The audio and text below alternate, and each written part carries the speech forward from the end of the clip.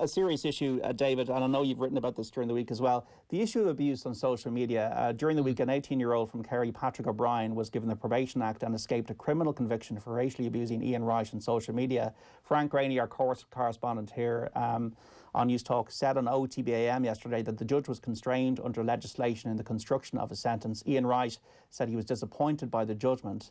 Also this week, Aaron Connolly deleted his Twitter account. He believed to have done so after getting abused for missing a chance in the game against Spurs. Look, David, it's Aaron's call if he wants to go off social media. More often than that, it's more trouble than it's worth. But I'm sure, as you've documented, you've got stick, you've got abuse on social media. Do you just think it's because Joe Soap's out there thinking you're fair game because you're a footballer, you're in the public eye and they control you and not be held accountable? Yes. I think that's a certain level of it, yeah. I think with social media, you open yourself up. That's the big thing, that you give these people access to you. Like, as you said, I wrote an article in the 4-2 talking about my own experience years ago when I played, with Sunderland against Portsmouth. I think a lot of people have messaged me on Twitter because there's been a video going around on Facebook or Twitter or wherever of the fastest, Premier League sending off. I think I'm 5th on the list after the young boy from Southampton. I was sent off. But I had a Facebook page that, when I moved across, it was great to have because I could stay in contact with my friends and my family from back in Ireland. I opened it up, thinking this is great. All Sunderland fans. I played in the reserve team and we'd won the reserve league. So it was fantastic. And we always got big crowds and, they'd be messaging on you saying, well done, you're going to be the next first team player. And, I was 19 years of age. I thought it was brilliant. And then I broke into the first team and it was great again. Then I was sent off, which was the first time I had a serious kind of issue. And by God, was I attacked. Like thousands upon thousands of messages, like filled with all different types of abuse. And I remember, I confided in my father. I spoke to him and he said, why do you need it? What's it for? And that is the big thing, and like you touched on Aaron Connolly deleting his Twitter. I know Kevin Doyle. Kevin was on speaking about it and he kind of felt it was immature. But I admire Aaron for being able to, certainly at his age, being able to step away from social media. Because nowadays, like anyone can tweet someone. I could tweet whoever you want to Cristiano Ronaldo and he might see it. That's the thing. He might see it. And, social media is a platform for people to be able to get at other people. And, I started, playing a lot of FIFA a few years ago. That became a big thing. I got, hundreds of messages every week saying, oh, you're this, that type particular footballer. And it would go on and on and on and on. And it is very tough. You look at the prime example. I'll use an example of Jesse Lingard. Jesse Lingard's been through a horrific, probably 12 to 16 months in terms of what's gone on in his life outside of football. But yet people see this young lad. Well, he's not young. There's always that thing with Jesse being young. But, he's playing for Manchester United, one of the biggest clubs in the world, one of the biggest social media followings, everything. Their fans are passionate. They're so used to success. And Jesse's had an awful time off the pitch. But he's been bombarded with abuse constantly for, whether it be his dancing. That's just Jesse. If you don't, I think anyone would know what Jesse Lingard is. He's this bubbly, fresh air, a great lad. I've met Jesse 20, 30 times. Fantastic young fella. He's been through an awful time. And people, of course, look, Jesse never spoke about it. I imagine, I saw an interview he did where he said he spoke to the club about, his issues off the field. And people didn't know that, but they constantly abused him. Can you imagine what it's like, right, for a lad who's, living his dream, playing for Manchester United? Yes, he's been paid thousands upon thousands a week, right? But he's going home. His mother and father were going through difficult circumstances. He then was kind of like the sole carer of his younger brother and sister. He had his own child of his own. And he's getting so much hatred online. Do you imagine how that, if you put that into perspective, what he's like? And we're not talking, about 5, 6, 7 messages. You know what I mean? There's, Manchester United fans getting on his back. Then, of course, you'll have Manchester City fans, Liverpool fans. You'll have all types of young boys and girls, was mostly boys, abusing him. And they don't, you never stop to think, like, how does that person feel or what are they going through? It is a very unique thing. It's an endless argument and debate that can go on forever. But the big thing that it all boils down to, these social media companies, your Facebooks, your Twitters, your Instagrams, your TikToks, they need to be held responsible. Like you touched on the Ian Wright thing. This young lad lost a game of FIFA, and he felt it was okay to racially abuse Ian Wright. That's not acceptable. You know, it's 2021. You know, it's such an endless argument that this stuff like this shouldn't happen. And he should have been punished. I don't know what the punishment should have been, but he should have been. They should have made an example of him. You know, and I like, if his mother or father hear this, it's tough to hear, but they should have. You know, it's not your fault that this young fella felt that was appropriate. But it's look, I could go on all day talking about this.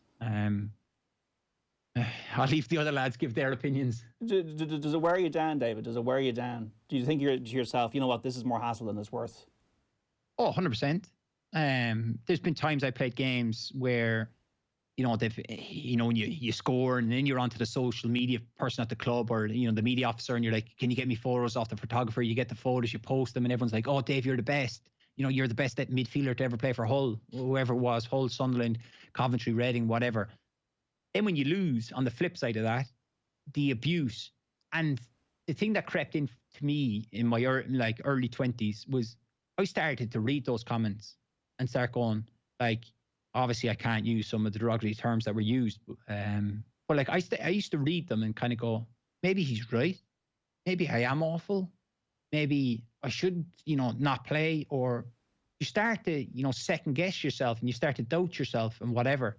It was only as I kind of got older and kind of like matured a bit more that I was kind of thinking, like, I had the example around the time the kind of penny dropped with me was I played a game with Hull when I just signed. And I remember my dad had flown over for the game.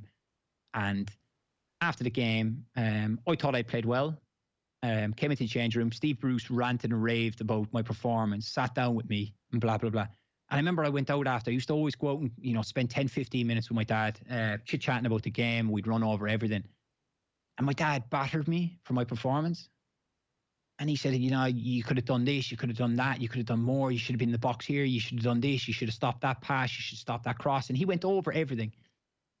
And it was a real wake-up call for the pair of us, in the sense that my father, someone who I respect, trust, and no doubt he'll see this, but someone whose opinion I would really value, didn't actually matter, because at the end of the day, my manager was really happy with my performance and he was going to pick me again next week, regardless of what anyone thought. And then I started to think, like, my own father's opinion doesn't matter as much as the manager's. And then I started to realize, like, these 16, 17, 18-year-olds who are attacking me, it doesn't really, you know, bother me now. Because I was like, as long as my manager is happy, then I don't really, everyone else is irrelevant in my mind. And then, like, me and my dad then spoke about it over a pint and we were chatting about it. And I said, but you're coming to the game to watch me. Like, my dad was coming to pick every single positive and negative. I said, whereas the manager's watching a collective group. Like, of course, look, my dad wanted me to push on and do better and be successful. But I said, you're nitpicking at every small detail. I said, you're your own manager. You know what I mean? He's been manager of Kerry, Wexford, Cork, senior hurlers. I said, do you nitpick on one person, or do you look at the collective group of, you know, obviously the starting 15, if you make 3 or 4 substitutions, whatever, you look at the collective group.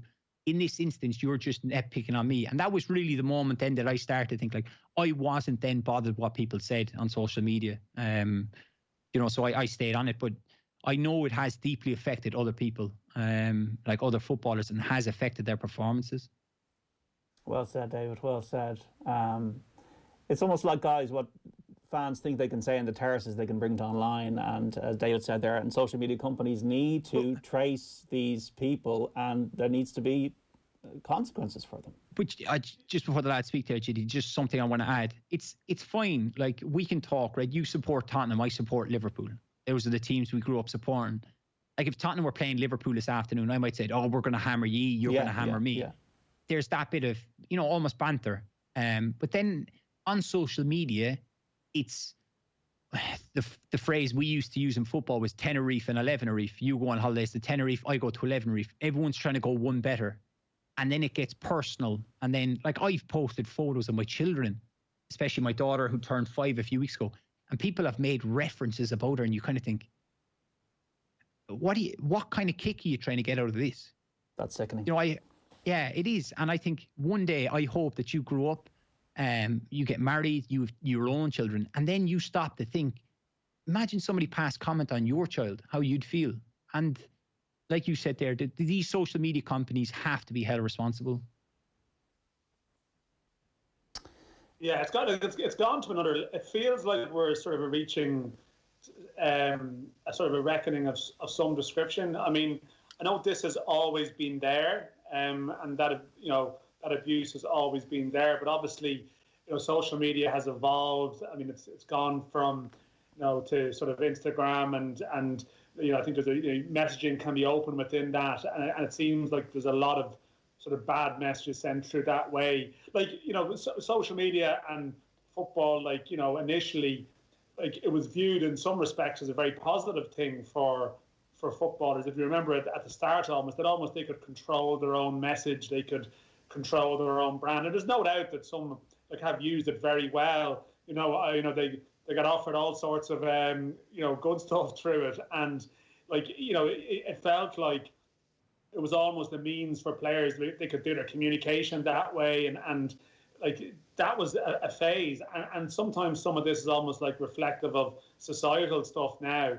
That like what's most shocking about some of this stuff, and not to speak about a specific case, but a lot of the cases that is like teenagers, like young teenagers who have grown up only probably ever having social media, if you know what I mean. That this is like their existence, and clearly their definition of the boundaries is warped. Like it's absolutely crazy, and it's got to the point where, as I said, where social media and football initially, and sport, and it was almost viewed as a great thing. It's sort of flipping around now to the point where we're seeing more and more cases of stuff being reported. Maybe people just feel more empowered to report stuff now as well too. I don't know if that's possibly the case as well, but it's coming to the stage where you may see more people follow, I think, the Aaron Connolly route, of just coming off it completely until these social media companies get to the point whereby they are willing to go a bit further in terms of verification processes or whatever you need to have an active account. Now, like as ever with all these things, like there should be sort of ethical reasons for doing stuff, but often it can be sort of financial or other type of pressures that lead to a proper debate and discussion around it, and that's where something needs to happen, because it's sort of gone to another. Like definitely it's gone to a sort of another level now, really, in some of the stuff that we're hearing. But like a lot of it is sort of societal stuff, education, everything else, all the stuff that we mentioned when we discuss, say, racism generally, and stuff that happens in the stands. Is it a football problem or is it a societal problem? It's often a societal problem, but football is a means for people to express it. And I don't know where it goes. I find it hard to condemn a player who takes himself off it. Like, again, 19-year-old footballers now, they've also grown up, as I mentioned, with social media being something that's like a huge part of their identity and existence. Aaron Connolly is someone who would have been very active on it.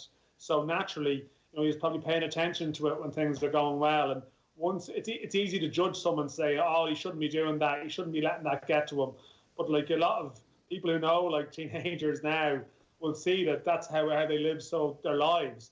So it's very hard for them actually to step back and distance themselves from it completely. So I don't know where it goes. Like it's a sort of a roundabout discussion, but it sort of feels that the discourse has got even more toxic now, and you sort of feel like there's a tipping point here that like we don't need something terrible to happen before before something is done about it.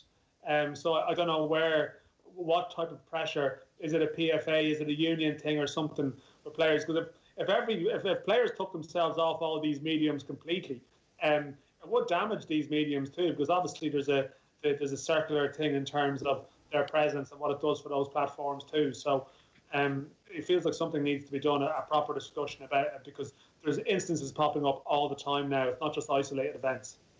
Twitter's valued at 30 billion. Taking Trump off Twitter has cost Twitter 10% of that.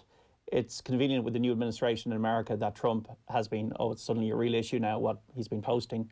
And I think that the best way we can deal with this is to continue to talk about it and continue to highlight how unacceptable it is, and to continue to hammer home with a platform that, guys, Twitter, Facebook, all these companies, you got to regulate this.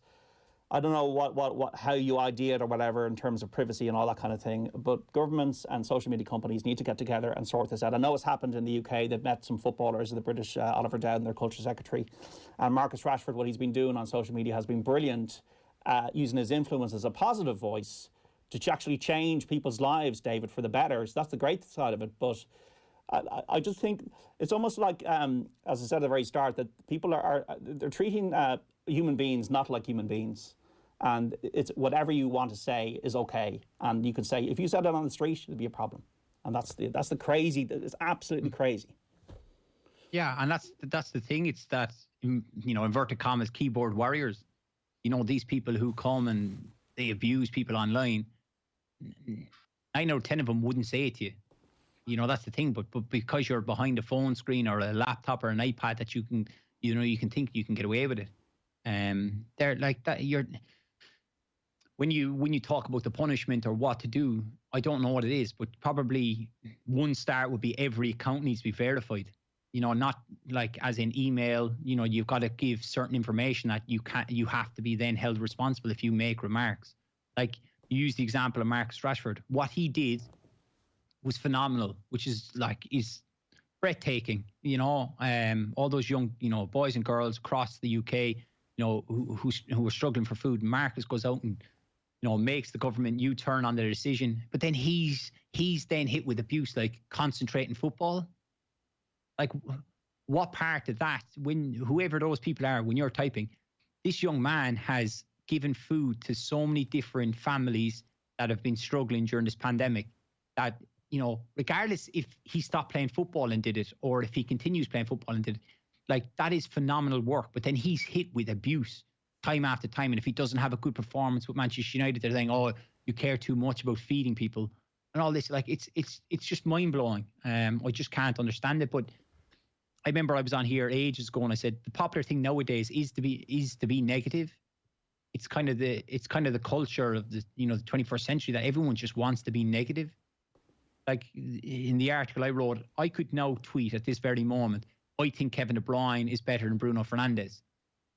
And I will be hit with people who agree with me, disagree with me, and then I will just get a series of abuse for no apparent reason. But that is just my opinion.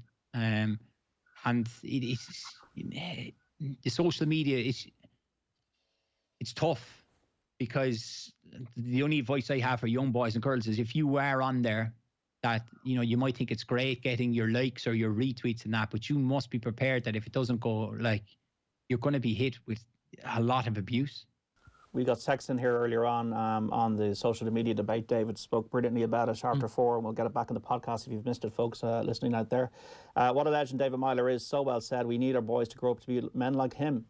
That's one of our texters. And lads, social media, why in the name of God do people think their opinion needs to be shared with anybody outside of their friends? Social media friends or followers are strangers. Your opinion or their opinion does not matter. So why do you feel the need to put it out there? It's just attention seeking on both parts, as far as I'm concerned, says Deck in Galway. Well, I'd say, apart from that, Deck, abusing people horrifically on social media is unacceptable and needs to be stamped out, and there needs to be action taken seriously by governments and social media companies. Johnny, we didn't get your opinion on this before the break. Do you want to come in on this? Yeah, like, I suppose for the likes of Twitter and Facebook, trying to have a situation where they can kind of cut out any sort of abuse or that it's essentially kind of like trying to, brush the sea back from the ocean shore. Like, it's just so much there, and that it is kind of free speech. My idea of an alternative to Twitter would be, as one of the lads said, that you'd have to verify your account, and maybe that there's a system where everyone takes ownership, where you might like check a message to verify it yourself, just a random message as you log in, and say, yeah, I actually think that's okay, and stuff like that would help to kind of cut out the nonsense, because like I'll be honest, JD. I'm off social media now. Like I just found it like absolutely septic at times last year. I remember like I'd gone to see my father in hospital one day in Tallaght during lockdown, and I came back and I'd made a comment about Liverpool a week previously that was put up on social media, and I just got a load of abuse, and it was just one of those days where I just couldn't take it. And maybe the abuse was like kind of, it was, well, maybe it was justified in some respects, or maybe the criticism was justified, but some days you just can't take it anymore. And I when I went off social media, what I thought was strange was when people started texting me, they juxtaposed being off social media with a concern for my welfare. And I didn't know what to make of that. I was like, so the fact that I've gone off social media is an implication that I might be unwell or something. I was like, what does that say? Because you don't need to really be on social media to exist. And I also reflected on the fact that, like, I put up stuff on social media. Twitter is kind of dangerous because you can say things that it's kind of like that that line about a lie being halfway around the world before the truth can have time to put on its shoelaces. Something you say on Twitter can be all over like the Twitter sphere before you've even really thought about it yourself, because things happen instantly and all that. And I probably fell into that trap a lot, but I didn't even like what I was becoming on Twitter. I was putting up stuff that in hindsight I probably shouldn't have put up. So I decided, like, I'll just go off social media, and I honestly haven't missed it at all. And so do you feel better for it, Johnny? Do you feel better for being off it? Like, I went off Instagram as well, but like it was a situation on Instagram where I was putting up photos, and I was like, well, like, am I enjoying the situation here, or do I just want to put up a photograph from Instagram? I'm like 37 or 38 years of age at this stage. I'm like, why am I doing this? And you see, Twitter is very, very addictive.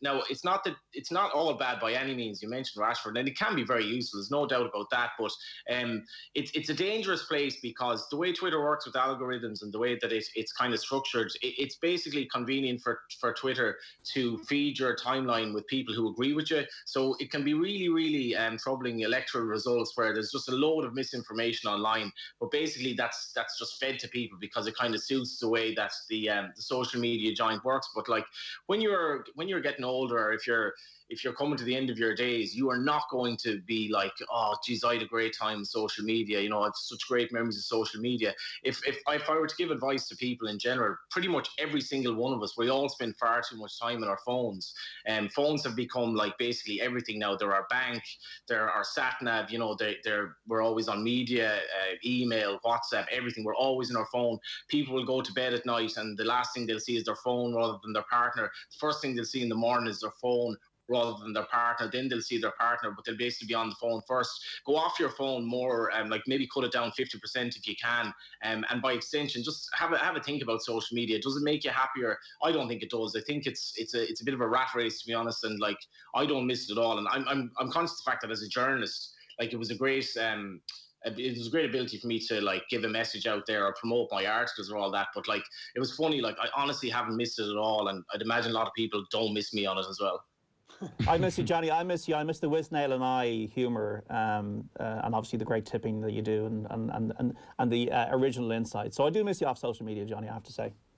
Yeah, I just think that thanks for that, JD. And the Whitnail and I stuff, that stuff goes on WhatsApp, but like it is just a last note on this. Robert Ian Malone had a lovely piece this week about it's 10 years since the book that was written about Robert Enke. I forget the name of the journalist now, but Robert Reng. Robert Reng. So it was a really interesting piece because Robert was talking about the fact that like he was in a situation where this book was selling really well, and it was kind of an awkward situation because he didn't want to profit from something, and it was a fascinating article, but it did get me thinking, like, Robert Enke was going through absolute horror in his life, and he was still able to sort of perform. Like he wasn't actually playing that badly at the time that he died. And I remember like being so struck by that book. And I remember looking, there was a photo when he went to Turkey. There was a photo of him at the press conference in Istanbul. And if ever a photo told of a man who was in absolute inner agony, he was just this pained expression of horrific depression. And then his daughter died, and all these horrible things happened in his life. Can you imagine if Robert Enke were around today and had a bad game, the abuse he'd get on Twitter? Yeah, well said, Johnny. I joined Twitter 10.5 years ago. I found it very positive, refreshing. It was great fun. You'd interact with people, you'd share opinions. And then in the last few years, as David was saying earlier on, everything has become negative. Now, we've been through financial crisis, we've been through populism, we've been through this horrendous, wretched pandemic, but it's just got toxic. It has got, on the whole, I think a lot of it has got toxic. I even know myself going to Cheltenham last year, dogs abuse, absolute dogs abuse for doing my job. And you're kind of thinking to yourself, is it worth it? And the way I compartmentalise it, I treat anything negative on Twitter as spam, like a spam email. But not everybody, and it definitely got to me. I remember I was in tears at Cheltenham last year, the final day. Like, I couldn't deal with that anymore. But I just kept going. I said, okay, I'm not going to let these people give me grief, win the argument on this. And I'm just going to keep going on Twitter. So I do see the positives, and I do see the positives in people. Most people are sound, but unfortunately, a lot of people out there are not. And they're the people generally that wouldn't say boo to you on the street. And that's my 2 cents in it.